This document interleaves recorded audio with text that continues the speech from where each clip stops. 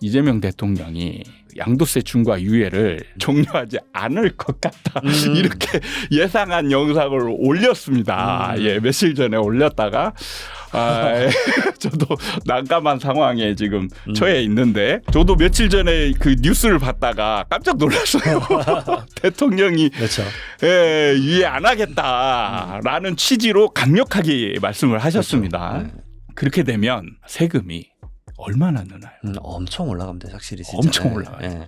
지금 부랴부랴 이제 5월 9일 전에 팔겠다라고 하시는 분들이 좀 있더라고. 제발 팔기 전에 세금 상담해라. 작년 하반기에 증여 조사를 이제 대대적으로 지금 할 겁니다.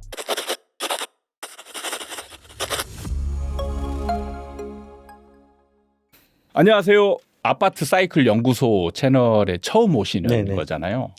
그래서 우리 그 구독자분들에게 한번 소개 좀 부탁드리겠습니다. 네, 안녕하세요. 저는 이장원 세무사라고 합니다.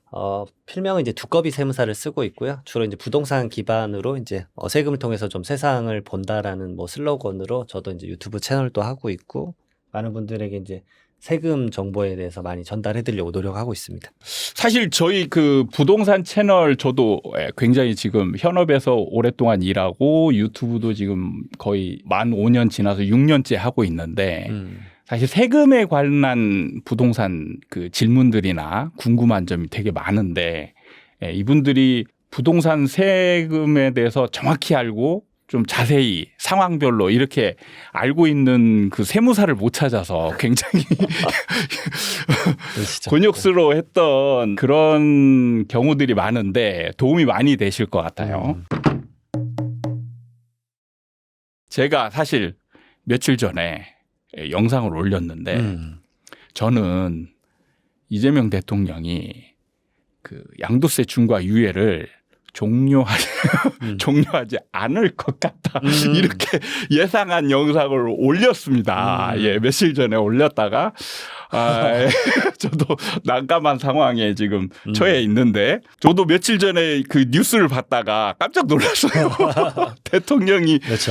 예, 유예 안 하겠다라는 취지로 강력하게 말씀을 하셨습니다. 그렇죠. 네. 그렇게 되면 세금이 얼마나 느나요? 엄청 올라갑니다. 확실히 진짜. 엄청 올라가요. 예.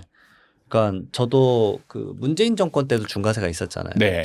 그때 이제 수많은 상담을 했었지만 와 진짜 세금 차이가 너무 큰데 제가 극단적 케이스일 수도 있지만 네. 제 고객 케이스였어요. 실제? 네, 실제. 예. 그래서 말씀을 드려보면 이게 주택이 3개가 될 때도 비과세가 나올 때가 있거든요. 예. 말 그대로 뭐 종전주택 있고 뭐 신규주택 있고 그다음에 뭐 예를 들어서 임대주택이 껴있거나 해서 그렇죠. 일시적 1세대 2주택이나 요건 2개가 믹스되면 3개일 때도 비과세가 나오는데 네. 이분이 이제 당연히 비과세라고 생각하신 거예요.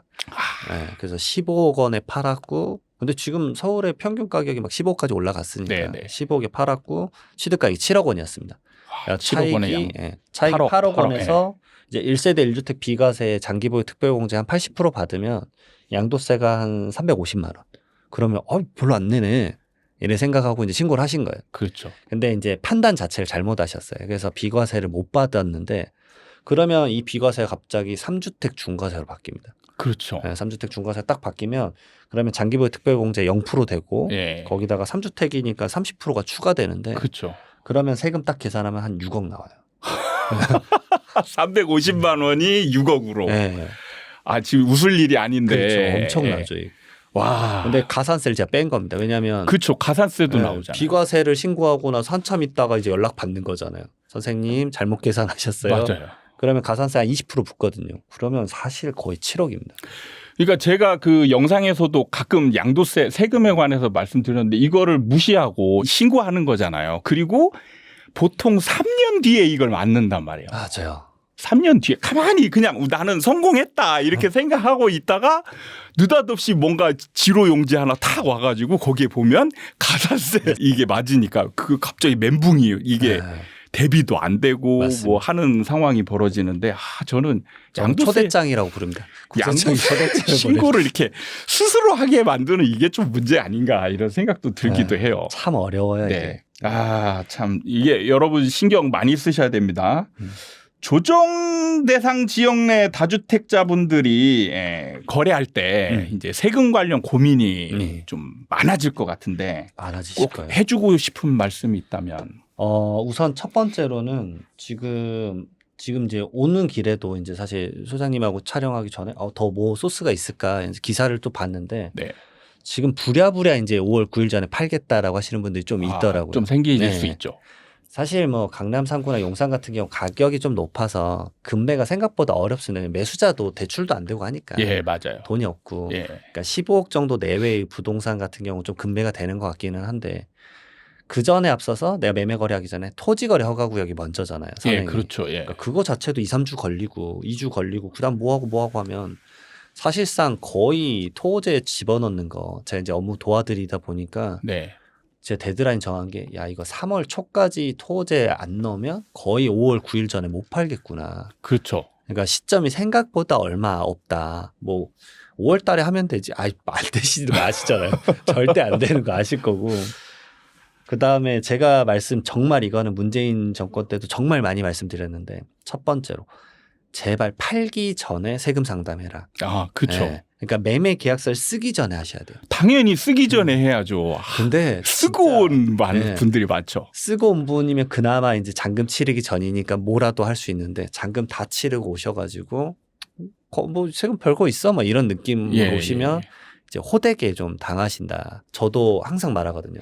저한테도 뭐 비과세 판단이나 이런 거 하시겠지만 저 포함해서 아니면 저 제외하더라도 3명의 다른 세무사님하고 상담 또 받아봐라. 정말 두들겨보고 또 두들겨봐라.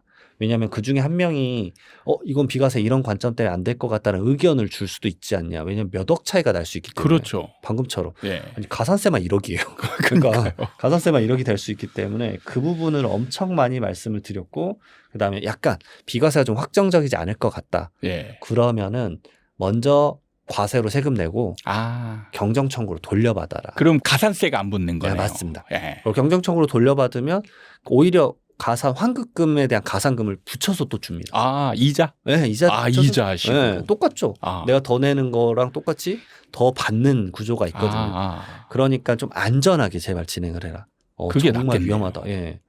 근데 사람이라는 게 돈을 내가 먼저 내는 게 안 내려고 지금 노력하는데 진짜. 돈을 먼저 내가 내고 시작한다는 게 쉽지는 않은 일이긴 하죠. 그래서 저를 찾아오시는 고객분들은 저 이번에 이거 뭐 30억에 팔아요, 뭐 20억에 팔아요 이러면은 그럼 계산이랑 비과세 판단 먼저 하고 해야 된다. 근데 이게 좀 말씀을 드리면 비과세 판단이 뭐 예를 들어서 지금 상담하면 뭐 1시간 안에 나온다 이런 관점이 아니에요. 그러니까 좀 복잡한 거 같은 경우는 뭐 임대주택이 껴있다. 예. 제가 최근에 검토한 건데 제가 9주 걸렸어요. 그러니까 막 많은 분들이 뭐 하루 이틀이면 되지. 뭐 이렇게 생각하실 수도 있어요. 너가 무능력 하니까 9주 걸린 거 아니야. 아닙니다. 진짜 복잡해요. 예. 정말 그래서 그 당시 때도 그게 있었지 않습니까? 그 양포 세무사라 그래서. 그렇죠. 예, 저는 압니다. 양도 소득세를 상담하는 걸 포기하는 세무사 맞죠? 맞습니다. 그래서 세무사님들이 그걸 못 한다라는 게 아니라 드리는 시간에 비해서 수임료가 낮으니까 포기해 버리시는 거예요. 그렇죠. 그러니까 생각보다 그래서 이걸 제대로 이제 검토받거나 그러면 이제 몰리는 사람만 몰릴 거잖아요. 그러면 그 사람이 예약이 막 몇 달치 차 있거든요. 근데 막 뭐야 이러기는 뭐 이렇게 생각하실 거예요. 그러니까 생각보다 빨리 준비해야 된다. 진짜 말씀드리고 싶어요. 제가 그 전에 다른 영상에서도 이런 얘기 말씀드렸거든요. 양도소득세가 워낙 지금 복잡하잖아요. 맞아요. 그런데 상담하러 오시는 분들 보면 저도 이제 옛날에 그냥 개별적인 상담을 좀 했었거든요. 그냥 돈 안 받고. 그러면은 뭐가 문제냐면 모든 걸 다 까야 되는데 나 집 한 채 있는 걸 숨겨. 맞아요. 맞습니다. 얘기를 본인도 모르는 경우도 있고 맞습니다. 일부러 빼는 경우도 있고 그러면 완전히 다 틀어지는 거잖아요. 맞습니다. 정말 그러니까 다 까고 해야 되고 맞습니다. 해야 되는데 그런 것들을 진짜 세무사들이 제가 받아주는 사람이 없다. 이게 세무사가 이게 잘못하면 신고 잘못하면 나중에 책임져야 되는데 이 책임 수임료 조금 받아가지고 이 책임질 게 더 많이 들어가는데 누가 이거 해주냐. 이거 해주는 사람은 진짜 천사다 천사.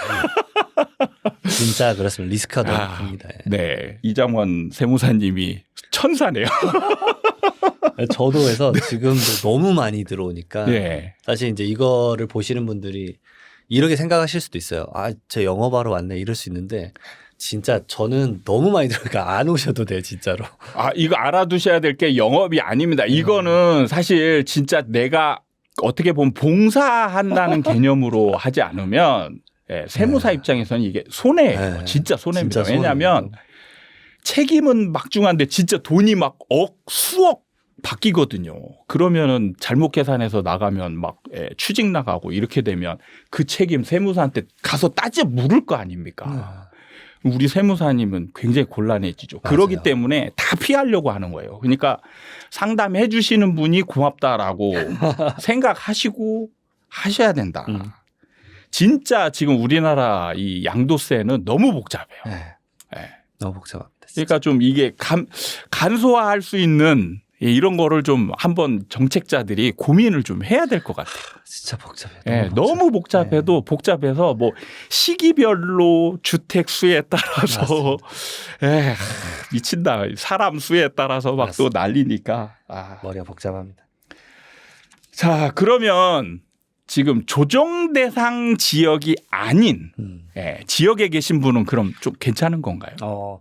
근데 저는 그 말씀을 드려요. 왜냐하면 조정 대상 지역 설정은 사실 하루면 뚝딱 해버리잖아요. 아, 그렇죠. 네. 사실은 국토부에서 예, 맞아요. 주택법상 뚝딱 해버리면 나오는 거기 때문에 이미 이제 어느 정도 인지하신 분들이 있을 거예요. 이미 막 이렇게 부동산 단톡방에도 막 돌고 있는 게 이 지역 이번에 될 거다. 이 그럴 지역 수 있죠. 뭐 동탄이니 뭐 남양주 일부 지역이니 뭐 이런 게 있기 때문에 그런 분들에 계신 분들은 나는 뭐 내 거 상관없지 하셨다가 갑자기 조정 대상 지역이 되면 잠깐만 이제 나 이 3법이 달라지네. 이제 기존에 조정 대상 지역이 아니었으니까 뭐 중과세나 뭐 비과세 할 때 2년 거주나 이런 거 신경 안 썼는데 이제 신경 써야 되네. 그렇죠. 네, 그런 것들에 대해서도 이 변화에 대해서도 이런 영상을 제발 좀 봐야 된다. 공부해야 된다. 이제 정말 공부하라고 좀 말씀드려요. 저희가 세금 강의 진짜 많이 하는 편인데 네. 강의 가면 제가 주로 말씀드리는 게 이런 큰 틀 말씀드리고 해서 이런 것들 알아두시면 뭐 이렇게 좀 알아보는 방식들이 많이 있다. 이렇게 알려주지만 제가 중과 유예가 이제 더 이상 안 될 거라고 딱 나오고 나서 이제 강의 갔었을 때는 여러분들 이제 정신 바짝 차리고 공부하셔야 됩니다. 왜냐하면 자칫 잘못하면 이제 큰 변수가 생기는데 본인이 더 공부를 하셔야 될 거다. 물론 이제 세무사님들 믿을 수도 있겠지만 그 세무사님도 뭔가 놓칠 수도 있지 않냐. 내 재산 내가 지켜야지. 그렇죠. 진짜 공부하셔야 된다. 진짜 그 말씀드려요. 저도 영상에서 정말 많이 말씀드리는데 여러분이 부동산을 정말 쉽게 생각하시면 안 됩니다. 부동산은 그냥 돈 버는 데만 여러분들이 목적이 있는데 이 과정이 주식이나 이런 거하고는 차원이 달라요. 너무 복잡하고 아까도 한번 말씀을 하셨는데 이렇게 양도세 중과 유예가 지금 이게 안 된다 나오잖아요. 그럼 이미 늦었어요. 파는 게 이미 늦었습니다. 미리 대비를 해야 되는데 사실 이게 풀릴지 안 풀릴지 어떻게 알아요? 맞아요. 대비를 한다는 것도 쉽지가 않은 부분이란 말이에요. 이게 부동산의 어려운 점이에요. 그러다 보니까 세금도 정말 공부를 많이 하셔야 돼요. 정말 그런 측면에서 우리 세무사님 정말 잘 모셨다.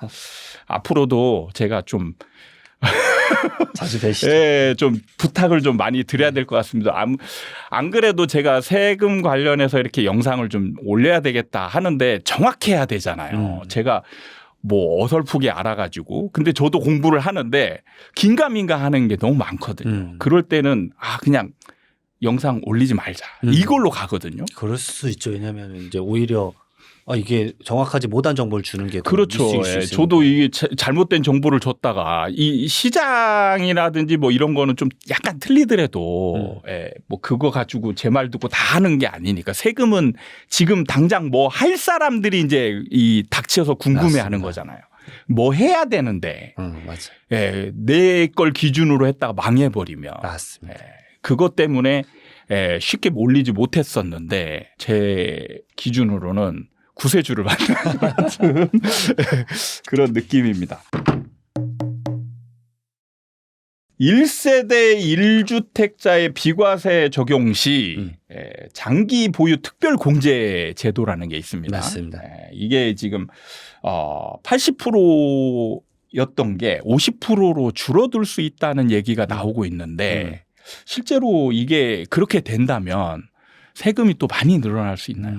생각보다 조금 늘어나긴 하더라고요. 조금. 네, 그래서 이게 말 그대로 남은 비과세 양도차익을 빼고 과세 양도차익에서 이제 말 그대로 80%나 빼주니까 네. 이게 좀 극단적으로 이걸 말씀드려보면 뭐 압구정 현대라고 해서 제가 뭐 110억짜리 양도차익 나는 거 최근에 계산 한번 해본 적이 있었는데 네.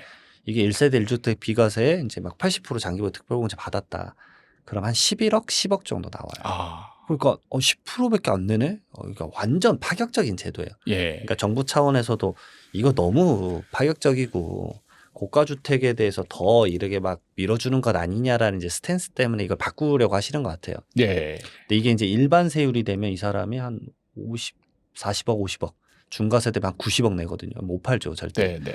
근데 이 11억은 너무 적게 낸다. 이걸 좀 늘려라. 그래서 말 그대로 더 낼 수 있게 하는 거는 장기보유 특별공제 80%를 한 좀 줄이자. 네. 지금 어떻게 확정될지는 모르겠는데 이 50%로 줄어들 수 있다라는 거는 예전에 21년도에 예. 이런 안이 나왔었어요. 그러니까 유사안이 나와서 예.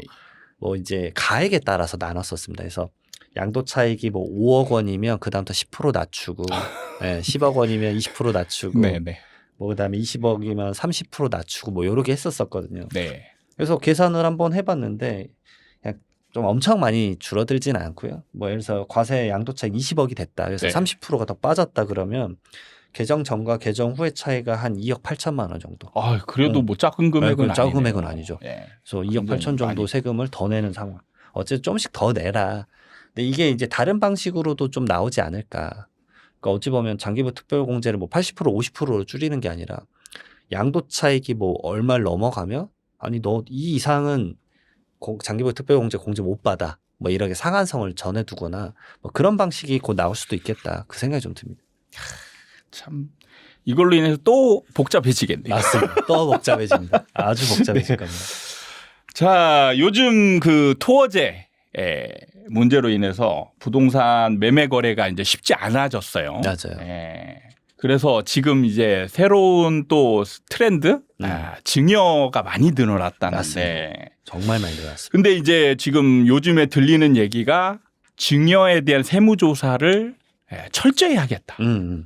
이렇게 지금 나오는데, 지금 이게 실제로 그렇게 되고 있나요? 네. 아니면은? 10월 15일 날 부동산 대책 나오고 나서 네. 진짜 대대적으로 증여세 세무조사 진짜 오랜만에 했어요. 그러니까 원래 주택을 취득하는 분들, 뭐 매도 매수자분들이 이미 많으니까 그 사람들 조사하는 데만 해도 바빠라고 네. 했었는데 이제 예전처럼 이제 10월 15일부터 조정 대상 지역이랑 토지가 많이 늘어났지 않습니까? 예. 서울 전역이랑 뭐 경기도 12지역.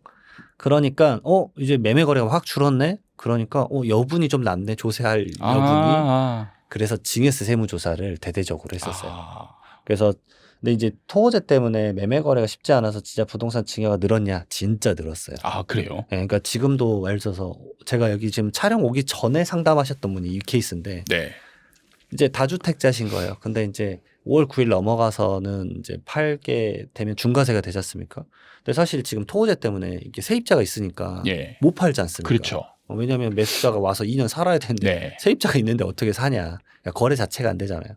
그러니까 이거 어떻게 해요 세무사님 이러시는 거예요. 그러니까 뭐 그러면 이제 그 집 하나가 이제 그 중에 이제 여러 채 중에 하나는 공실이셔가지고 공실을 이렇게 자녀분에게 팔거나 근데 매매 자금이 갑자기 어디서 납니까? 그러면 공실을 순수하게 증여를 해라. 왜냐하면 토호제가 안 걸려요. 순수 증여를. 네, 아주 순수하게 증여 100%를 하면은 토호제가 안 걸리기 때문에 증여 받고 나서 그 다음에 여기다가 뭐 세입자 들여서 뭐 그걸로 세금 내고 뭐 이런 것들을 짜는 건데 그것 때문에 그러면 증여가 늘어났으니까 이것도 세무조사 해볼까? 라고 해서 이제 조사가 시작된 게 1차적으로 이제 조사 결과 나온 게 12월 4일 날 나왔습니다. 근데 이제 많은 분들이 이제 엄마 카드 찬스, 엄카 찬스라고 하죠. 그러니까 이 케이스였어요. 자녀가 영끌을 해서 부동산을 산 거예요. 이 부동산 가격을 이제 차치하고 그러면은 이제 이 자녀가 연봉이 뭐 6천만 원이면 번 돈을 죄다 원리금 상환에 쓰는 겁니다. 근데 일상생활을 또 못 하지 않습니까? 그렇죠. 그러니까 엄마가 카드를 주는 거예요. 요거 써. 그래서 이제 그걸 쓰는데 그거가 이제 그런 것들도 요즘 잡아내고 있다. 이게 일본 케이스입니다. 그러니까 대단하네. 제가 예전에 맨날 이런 걸 강의에 말하면 아이 너무 극단적인 얘기를 한다. 저 말이 되냐. 근데 이 조사를 이미 지금 많이 하고 있다. 그리고 2차 조사가 지금 시작됐어요. 그래서 이제 작년 하반기에 증여 조사를 이제 대대적으로 지금 할 겁니다. 그래서 유사 케이스가 있다. 그럼 나도 걸릴 수 있구나. 요거 한번 생각하시면 좋을 것 같고요. 그다음에 두 번째로 뭐 나오는 케이스 중에 하나는 감정평가. 예. 이제 감정평가를 좀 낮춰가지고 증여를 하면 증여세를 좀 줄이니까. 근데 이거를 너무 터무니없이 낮추는 분들이 있어요. 예. 그러니까 이 사례에 나왔던 게 뭐냐면 60억 원짜리인데 막 39억의 감평을 받아서 예. 그거 너무 낮지 않냐? 그러면 국가가 자기들이 감정평가를 할 수가 있어요. 그러니까 이 케이스도 좀 너무 낮으면 저는 위험하다 말씀드리고 세 번째 케이스가 좀 유념하실 필요가 있는데 이겁니다. 증여자분들이 그러면 순수하게 증여해주고 자녀들한테 수증자가 받고 그 증여세도 우리가 내줄게. 그러면 뭐 무슨 문제가 있겠어. 네. 이렇게 간단히 생각할 수 있는데 그렇지 않아요. 증여자는 그럼 돈 어디서 났어? 너 어떤 돈으로 그거를 증여를 해줬어? 그래서 이제 케이스가 아예 대놓고 콕 집어서 이럴 때 항상 의사분들이 많이 나오는데 산부인과 의사와 성형외과 의사다. 네.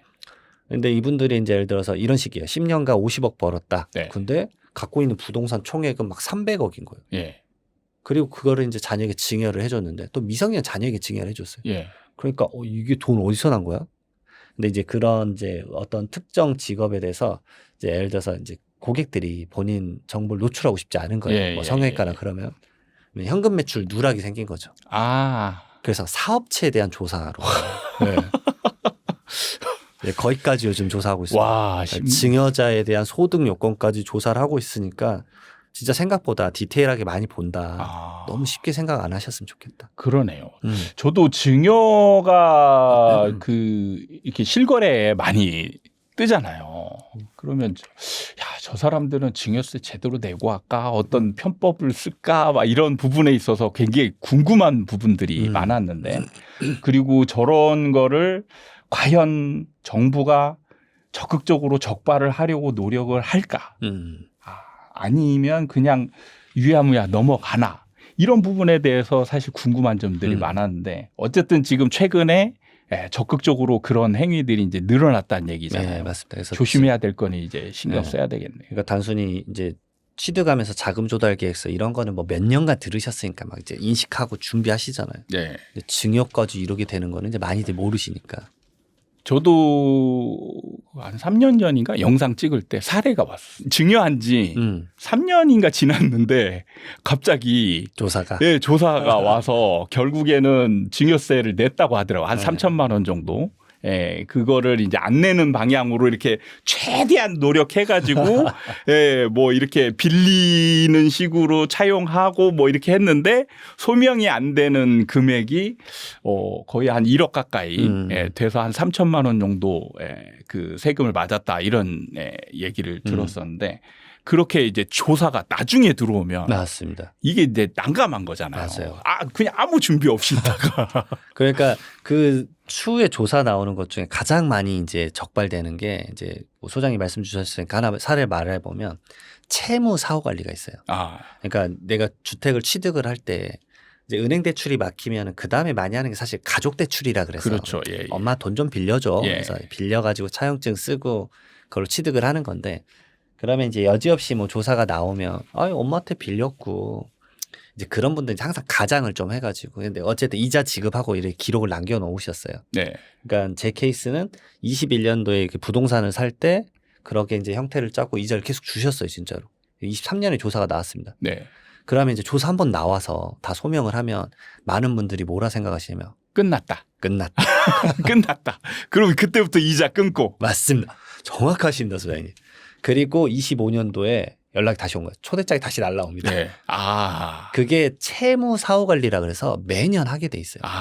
그러면 너가 이때 취득할 때 엄마한테 뭐 3억 빌렸다고 했는데 이자 계속 갚았는지 다시 내역을 한번 줘볼래? 근데 이때 이제 조사 끝나고 나서 이자 안 주는 거죠. 그러면 이제 그럼 이때 증여네? 때려버리고 이제 증여세에 대한 가산세가 무섭잖아요, 사실. 가산세 막 50%씩 붙으니까. 그럼 혹시 그렇게 걸리잖아요. 그러면 그 동안에 냈던 그 이자에 해당하는 부분도 증여로 그럴 수 있죠. 보는 거예요. 네, 아니면 원금을 전부 증여로 할 거냐 아니면은 무이자와 실제 법에서 받아야 되는 이자와의 차익을 예, 예. 아니면 또 증여로 할 것인가. 아. 이때 이제 소명의 이제 이 싸움이 좀 그럴 벌어지는 수 겁니다. 있겠네요. 예. 무섭습니다. 지금 저도 딱 들었던 생각이 대부분은 이거 한번 조사 나왔으면 이제 안 나오겠지 맞습니다. 하고 방심하는 걸 노려서 다음에 또 한다. 여러분 알아두시기 바랍니다. 자, 그러면은 이제 무주택자들. 무주택자들이 이제 내 집 마련을 좀 하려고 할 때 신경 써야 될 그 세금, 취득세나 뭐 이런 관련된 그런 부분에 있어서 세금에 있어서 주의해야 될 게 뭐가 있는지 좀. 첫 번째로 이제 생애 최초 취득을 한다 그러면 취득세 감면을 해주는 게 있긴 있어요. 예, 우리나라에. 근데 가액이 좀 낮아요. 막 4억, 6억 그렇죠. 이하의 부동산에 대해서 주택에 대해서만 취득세 감면을 해주고 뭐 한돈 500만 원 정도 해주는 게 있는데 그런 제도도 있다라는 걸 먼저 좀 알아두시고 공부를 좀 하라는 게 첫 번째고 네. 그다음에 두 번째로는 오히려 이제 이제는 뭐 자녀의 능력으로는 주택을 사기 좀 힘든다고 느끼는 집안들이 가끔 있으면 예.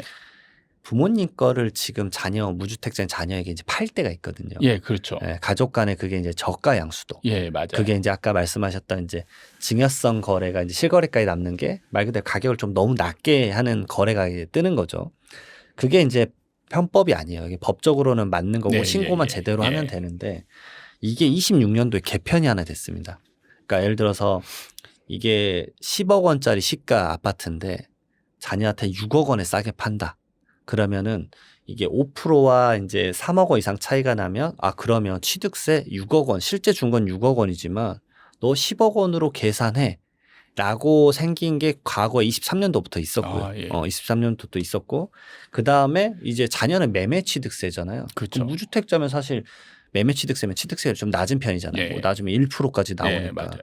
그 취득세율이었는데 이제는 26년 1월 1일부터는 뭐가 바뀌었냐면 30%와 3억 원 이상 차이가 나면 너 이거 매매 취득세 말고 증여 취득세로 내. 그러면 증여 취득세가 무슨 차이야? 라고 하는데 우선 증여 취득세가 기본 세율 자체가 더 높아요. 예, 예. 뭐 3.8이나 4%고 기본 세율이. 네.